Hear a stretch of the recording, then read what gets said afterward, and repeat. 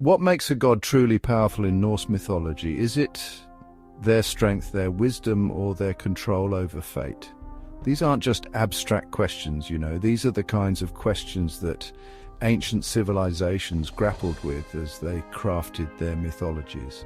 And the Norse, with their tales of thunderous battles and cunning trickery, they really knocked it out of the cosmos with this one. Let's break down the top 10 most powerful gods in Norse legend. From the All-Father himself to the Trickster god who rules chaos, we're talking about a pantheon of gods, each with their own domain of influence, their own strengths and weaknesses, all intertwined in a cosmic tapestry of power struggles, epic battles, and the ever-present threat of Ragnarok. We begin our journey with Njord, the god of the sea, wind, and wealth. Njord's power lies in his mastery over the untamed forces of nature. Imagine the vast expanse of the ocean. It's a force of nature that can be both bountiful and unforgiving. Njord can calm the stormiest seas, ensuring the safe passage of sailors. He can summon the bounty of the ocean, bringing wealth and prosperity. Njord is also the father of Freyja and Freya, shaping the destiny of gods and mortals alike. Now let's descend into the cold embrace of the underworld, ruled by the enigmatic Hel. Don't let the name fool you. In Norse mythology, Hel isn't some devilish figure seeking to punish souls. She's a force of nature, just like her father, Loki. Hel presides over those who die not in glorious battle, but from sickness or old age. Think about that for a second. She oversees the natural cycle of life and death, a responsibility of immense cosmic importance. Her realm, Niflheim, is not a place of eternal torment, but a realm of quiet reflection, where the souls of the departed await their fate. Hel, in her own right, holds dominion over a fundamental aspect of existence, making her one of the most powerful figures in Norse mythology. From the depths of the underworld, we rise to meet Tyr, the god of war and justice. Now, Tyr may not wield the thunderous might of Thor, but his strength lies in his unwavering courage and his commitment to justice. Imagine facing down the monstrous wolf, Fenrir, a beast so powerful it could shatter mountains. Tyr, without hesitation, placed his hand in the wolf's mouth as a pledge of good faith. It was a sacrifice that cost him dearly, but one that ensured the safety of Asgard, the realm of the gods. But Tyr's power is not just brute strength. He is the god of oaths, his name synonymous with law and order. In a world where chaos often reigns, Tyr represents the binding power of oaths, the foundation of civilization. Let's turn our attention now to Freya, the god of fertility, peace, and prosperity. He's the lifeblood of the land, ensuring bountiful harvests and the flourishing of life. Imagine fields bursting with grain, trees laden with fruit, all thanks to Freya's benevolent influence. He represents the life-giving force of nature, the promise of abundance and growth.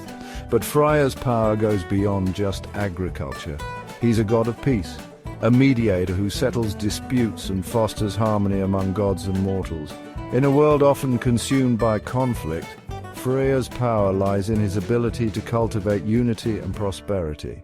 And now we turn to Freya, the goddess of love, beauty, war, and magic. Talk about a resume. Freya embodies the duality of nature, the fierce and the compassionate, the destructive and the nurturing. Imagine a goddess who can command the battlefield with unmatched ferocity, yet also possesses the power to heal the wounded and comfort the grieving. That's Freya, adorned with her magical necklace, the Brisingamen, a symbol of her power and beauty. She traverses the realms in a chariot pulled by two majestic cats. Freya is not just a goddess of love and beauty. She is a force to be reckoned with, a reminder that even in the face of chaos, love and beauty can prevail. No discussion of Norse mythology is complete without Loki, the god of mischief and chaos. Loki is a wild card. He doesn't command the elements or control life and death. His power lies in his cunning and manipulation. A master of disguise, he can change shape at will. Loki is the ultimate trickster, challenging the established order. His chaotic actions often catalyze significant events. Chapter 7. Balder, the light that shines in darkness. Our journey takes a somber turn as we remember Balder, the god of light, joy, and purity. Balder represents all that is good and pure in the world. He's beloved by all, a shining beacon of hope.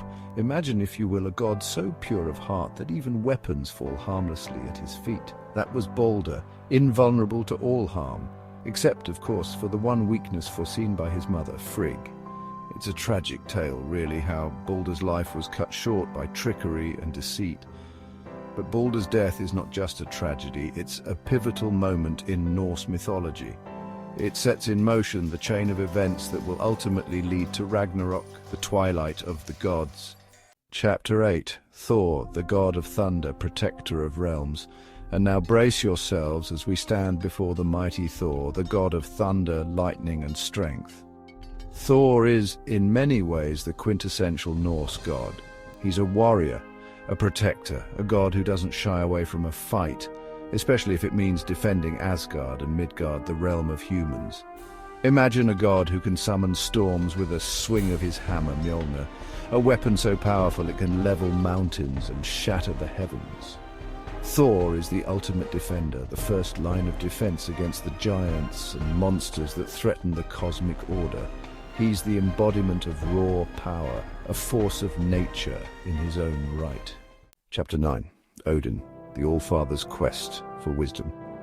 Finally, we reach the top of the mountain, the All-Father himself. Odin, the god of wisdom, war, death and magic. Odin is the most complex and perhaps the most powerful of all the Norse gods. He's not just a ruler, he's a seeker of knowledge, a master strategist, willing to sacrifice anything, even his own eye, in pursuit of wisdom. Imagine a god who can see all that has been and all that will be, whose wisdom is as vast as the cosmos itself. Odin is the king of Asgard, the leader of the Aesir gods. But more than that, he's a guiding hand, shaping the destinies of gods and mortals alike. Chapter 10. The Most Powerful God, and the winner is. We've journeyed through the Norse cosmos, exploring the domains and powers of its deities, from Njord's command of the sea to Hel's dominion over the dead, from Tyr's justice to Freya's bounty, from Freya's duality to Loki's brilliance, from Baldur's light to Thor's might, and finally to Odin's wisdom.